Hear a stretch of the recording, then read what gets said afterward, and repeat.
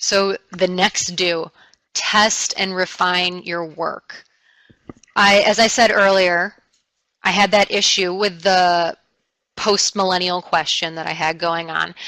And this was an example of where I tested it with coworkers and I tested it with other people in libraries, which is really good, but I didn't have a chance to test it with the actual group of people that we were surveying. So once we did get that going out in the sample, I was able to go back and change the question with the wording so I had the birth years next to each generation for what it was doing. And that allowed us, after that round of iteration, to start getting the correct answers and better questions of what was going on. And as you can imagine, for that case it was jargon, but regardless of how you do it, you'll never really know how people are going to respond. So if you're not sure what's happening, I have put together this lovely list with the help, once again, of the Research Institute for Public Libraries of how to write clear-cut questions. So the first one is use everyday vocabulary. We fall into this quite a bit in libraries. We say circulation.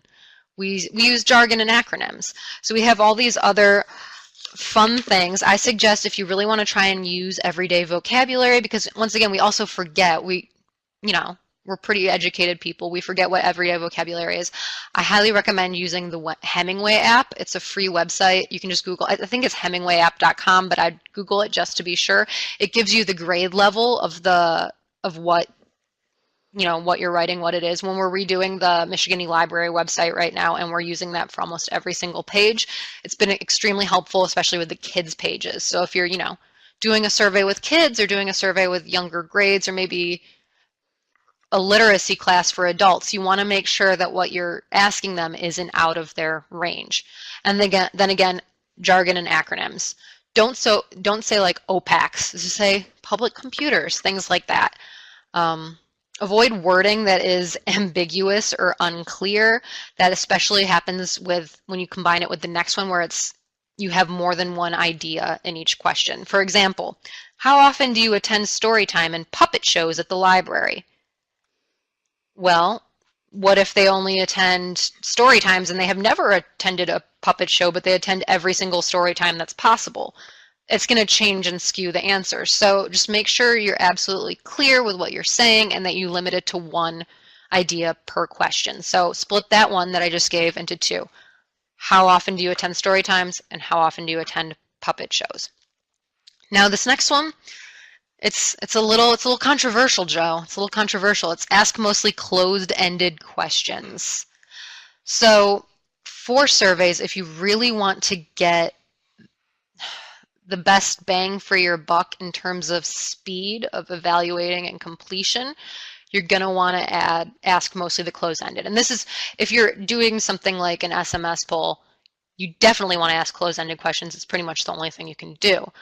But I would say leave some open-ended questions. It'll especially help with some of the, if there's multiple options or you want to make sure that everyone's accounted for, one or two at the end is probably for the best. Joe? Can you give us an example of closed-ended versus open-ended questions? Because you're using jargon. Yes, I am using jargon. Oh, this is so embarrassing. I should just, I'm going to go sit in a quiet room after this and think about my choices. So a closed-ended question would be, which peninsula do you live in the state of Michigan? A, Upper Peninsula, B, Lower Peninsula. An open-ended question would be something where you say, which peninsula do you live in the state of Michigan, and you just leave a text box. And this can give you some interesting answers, I will say. I tried to make a question once where it was essentially a closed-ended question. It was, how long have you been working on library boards? And I gave them a list of options for that. So I had 0 to 9 years, 10 to 19 years, et cetera, et cetera. I also had an other button for people who, fell outside of the realm of the range of dates I had, which I thought was all encompassing, but you never know. Maybe someone just joined the board, which you think would be 0 to 9, but it's not. I had 54% of one population, I'm not going to say who, clicked other and then wrote 7 in. Yep. Yep. Oops. Yep.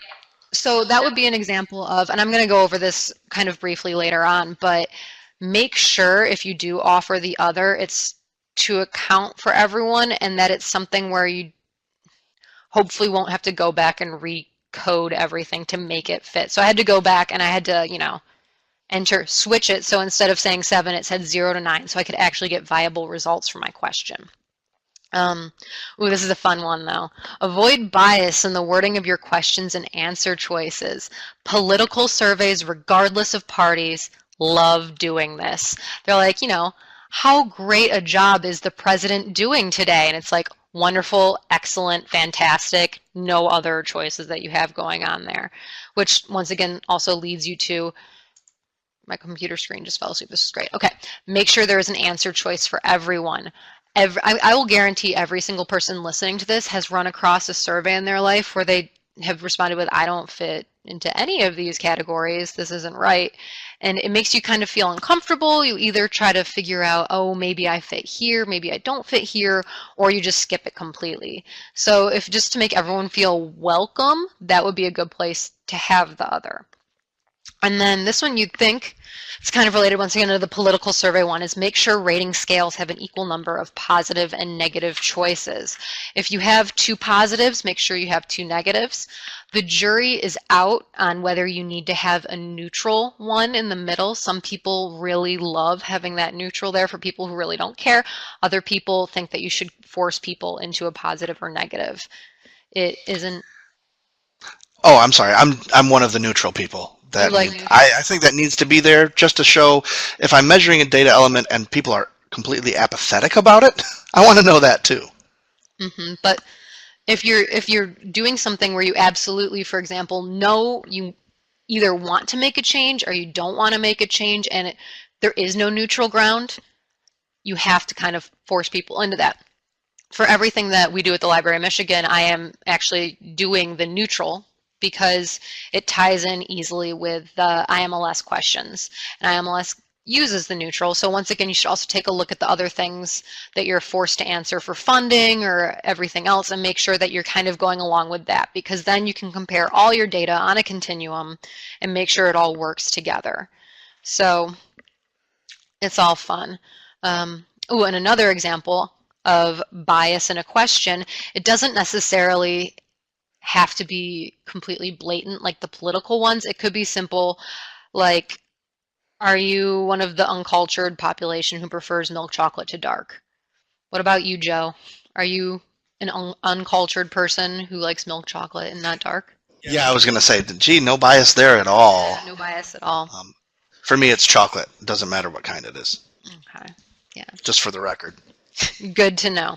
Okay, so one of the things I have for us here is a quick find the flaw or many flaws in this question, which is, where do you get information about how millennials are ruining our culture and our economy? TV, newspapers, magazines, online, Facebook. And this would be an example of a closed-ended question, once again.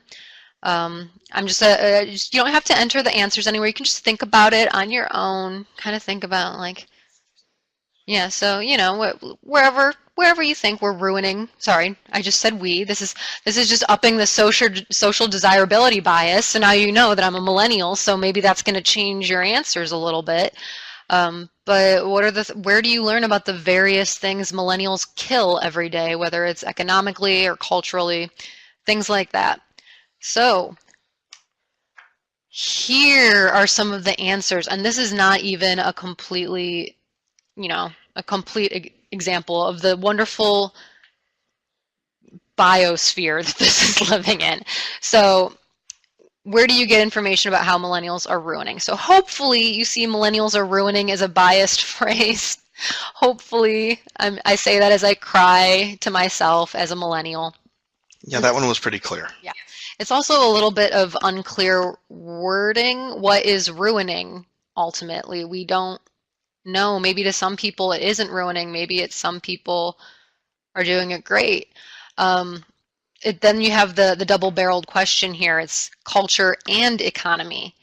They're two different things. Maybe, economy for some things like napkins aren't doing so great, but avocados, from what I hear, avocados and bread doing great, avocado toast. So it's once again double barreled. Then you have the limited number of options that do not allow people to account for everything. Maybe you only learn about what millennials are doing via the radio. There's also some unclear options and overlap here. A lot of people get their TV, their newspapers, their magazines, everything is online already. Then you also have online and Facebook. Facebook only exists online, and we also use jargon here. I use the FB acronym for it, or I guess initialism for Facebook. So there's a lot of things going on here, and I think I saw pop up a good way to ask the question, and it could be, like you said, how do you learn about how millennials are changing culture or changing economy? I would still maybe steer clear of affecting.